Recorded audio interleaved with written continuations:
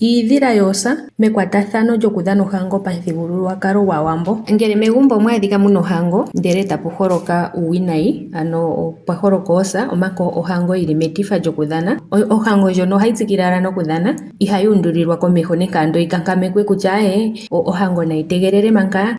Mpa tashi vulika ngele ohango ya adhika nale ya pitako lela pamwe yi igidha nale tayi ka hokana, otayi yi ashike kongeleka etayi ka hokana. Nongele otashi vulika esiku lyehokano olyo esiku lyefumviko natango, otashi ningwa ngaa ohango tayi pitimo tango, sho shiketha tashi landulamo nawa megumbo. Pamuthigululwakalo goohedhi dhAawambo tashi vulika ngaa shikale pamwe momihoko dhimwe ngele hamomihoko dhilwe, pamwe omihoko dhimwe ohadhi vulu okushunitha ohango monima.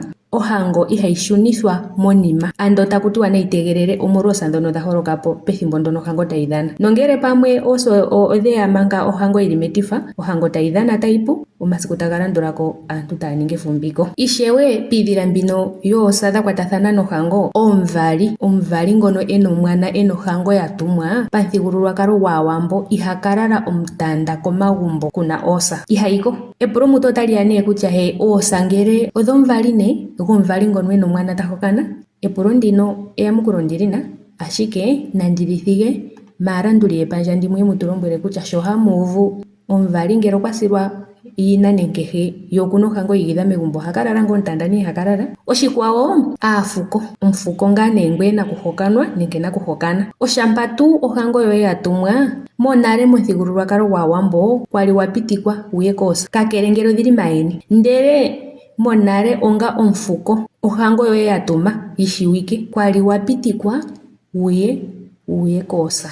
Kutya nee oku ka lala omutanda, kutya okuya ngaa toyi koosa toyi kefumviko, kwali wa pitika wu tala andola nomidhimba to tala aantu kiipala yasa. Omonale mbono ngiika ye hole kupula, ndishi okwati okupula haulayi, toya ngaa topula shili, mutu epulo otali ya kutya ngele ondeshi ningi ndishi aananena otuna oshityani, topula kutya ngele ondeshi ningi oshike.